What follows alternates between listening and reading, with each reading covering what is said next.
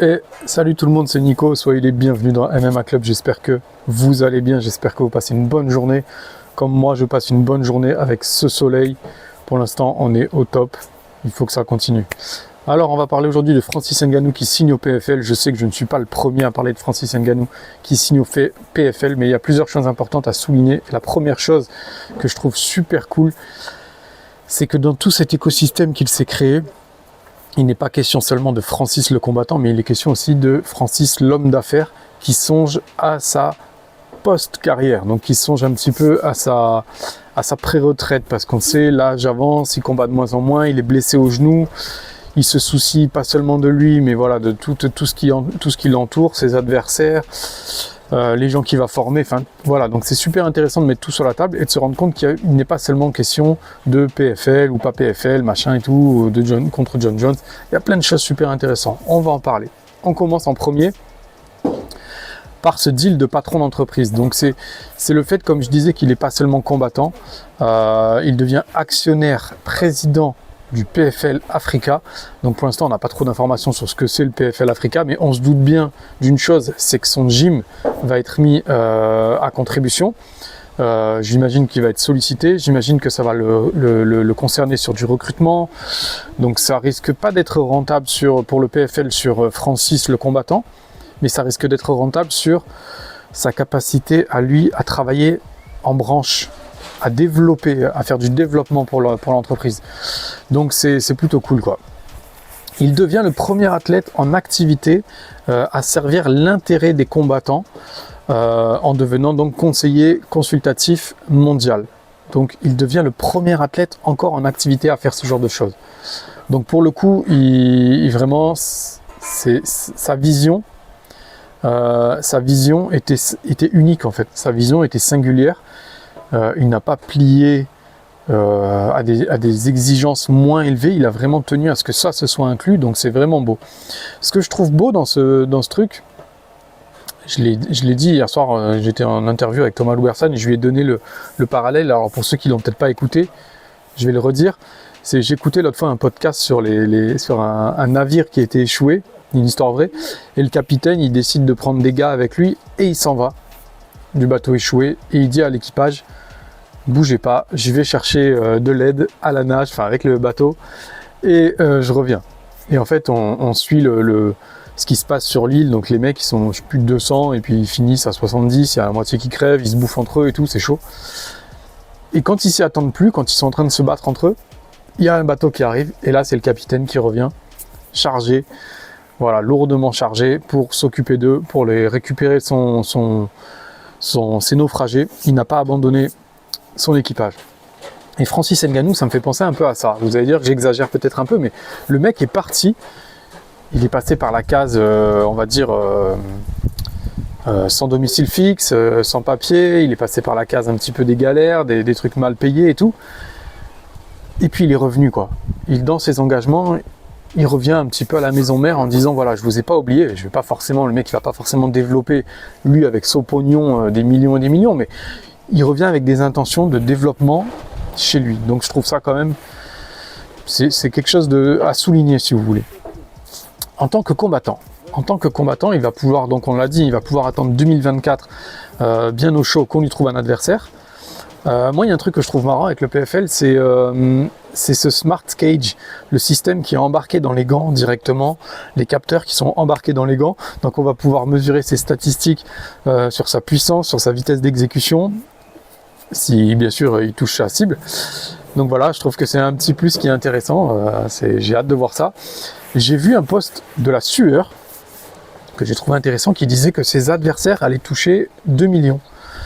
Donc ça veut dire que au-delà du fait de toucher 50% lui de ses super fights au PFL, non seulement il se préoccupe de sa bourse, mais il se préoccupe que son adversaire quand même il ait une prime minimum de 2 millions, ce qui est magnifique, quoi. Tu prends un poids lourd lambda qui combat dans une organisation majeure comme le Bellator ou comme l'UFC. Les mecs, ça va les faire réfléchir, hein. On va leur dire, voilà, j'offre 2 millions pour aller combattre Francis Ngannou au PFL, j'ai besoin d'un top 15, qui c'est ce qui vient?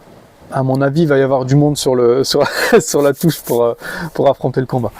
Donc voilà, et sachant qu'en plus, il a la possibilité d'aller boxer avant ça. Voilà, donc concernant le combattant, même si sa carrière elle est bientôt finie, même s'il fait qu'un combat ou deux, c'est bon, il est blindé là. On en a plus rien à faire en fait de savoir s'il va faire 10 combats, s'il va prouver, il s'est mis bien et c'est tout ce qui compte, quoi. Donc là, je vais faire un peu de lecture. Ils ont annoncé qu'ils allaient donc venir en Afrique dans des villes majeures. Je cite, les événements de la PFL Afrique seront organisés dans les pays clés du continent, en direct et à des heures de grande écoute, afin de répondre à la forte demande du contenu MMA de qualité et cohérent. Voilà, donc ça veut dire que j'aimerais bien être une petite souris ou une petite mouche dans le bureau de Dana White, en face de Kamaru Usman et d'Israël Adesanya, qui attendent depuis au moins 4 ou 5 ans, ou plus, hein, des promesses non tenues de Dana White pour un UFC Africa.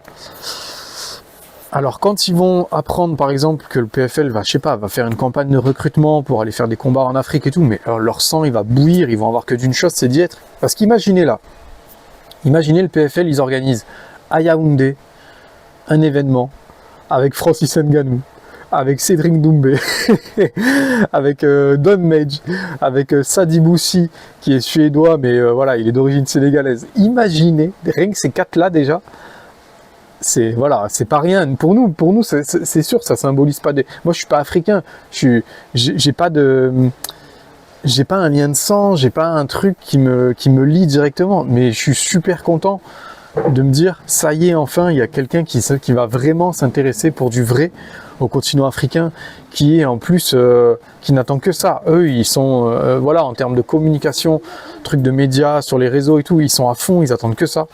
Donc vraiment, ça pourrait être vraiment incroyable. Donc voilà, pendant ce temps-là, l'UFC continue cette année à nous envoyer de la poudre aux yeux, j'ai envie de dire, avec des 3 Fight Night sur 4 que pas grand monde regarde. Il y a au moins un Fight Night par mois que personne regarde. Donc pour moi, l'annonce majeure, c'est celle-ci, celle du PFL qui annonce qu'ils allaient venir en Afrique. Hier soir, à ce sujet, j'avais une discussion, donc je vous le dis, avec Thomas Loubersan, et on échangeait sur le sujet. Il m'a dit à un moment, qu'est-ce que l'UFC propose aux combattants aujourd'hui? Et il a raison.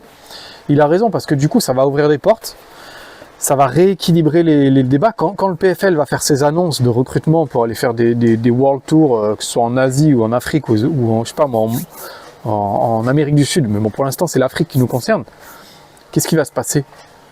Les combattants français qui ont des origines africaines, ils vont être fiers en fait de se dire mais moi j'ai envie, quoi. Moi j'ai qu'une envie, c'est d'aller faire un check à je sais pas, à mes cousins, à mes tantes, à ma famille. Les mecs vont être heureux de combattre pour le PFL.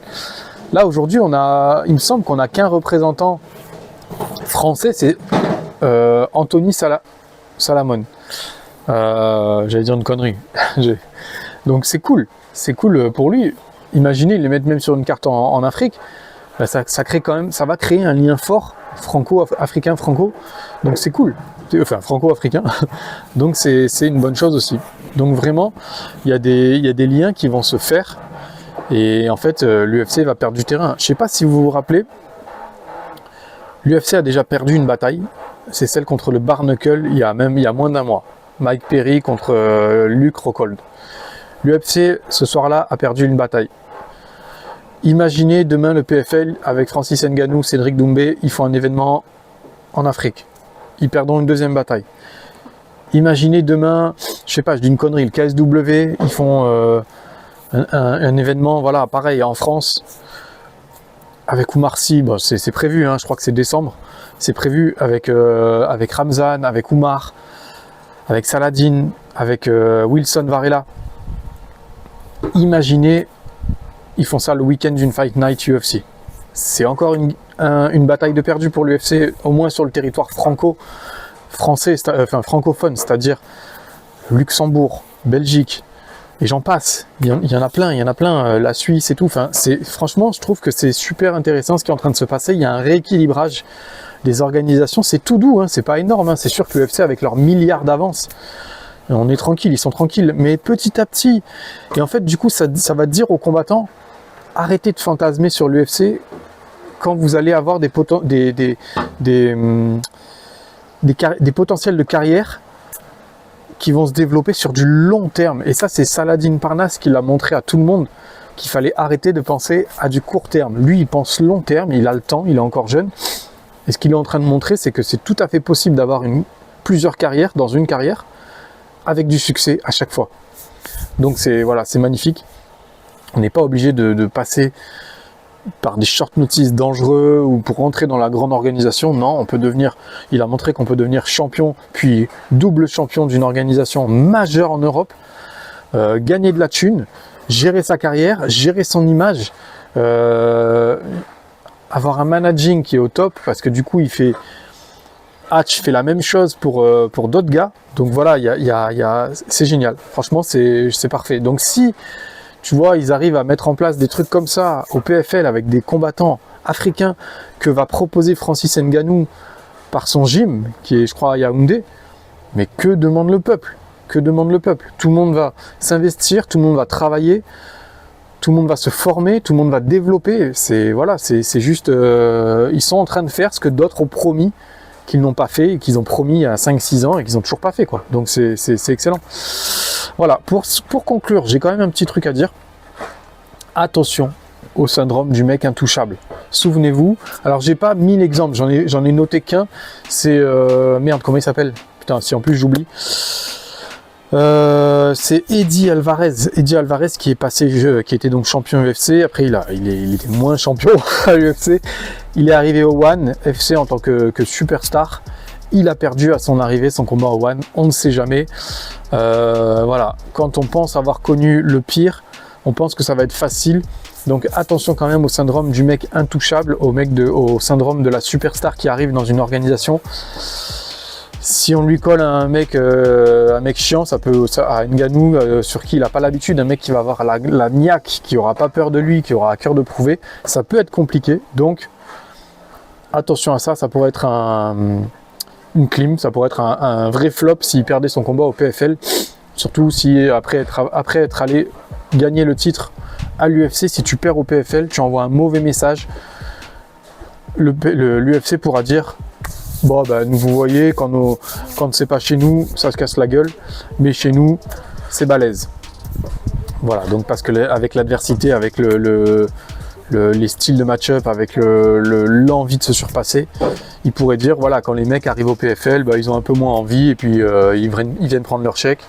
Donc attention à ça aussi, de ne pas montrer une mauvaise image. Bon, on a le temps, ce sera en 2024. En attendant, il va faire son combat de boxe. Moi, les combats de boxe, ça ne me concerne pas. Voilà les gars, sur ce je vous dis abonnez-vous, je vous dis consommez Others, je vous dis allez sur Royalties, acheter, investir sur les combattants. On se retrouve très vite avec du nouveau contenu. On a Yanis Guémouri ce week-end, on a Thomas Laubersan la semaine prochaine, on va avoir Guillaume Pelletier. Là on est sur un marathon d'interviews de qualité, donc voilà, cliquez, donnez de la force. Je vous embrasse, comme d'habitude je vous fais des gros bisous.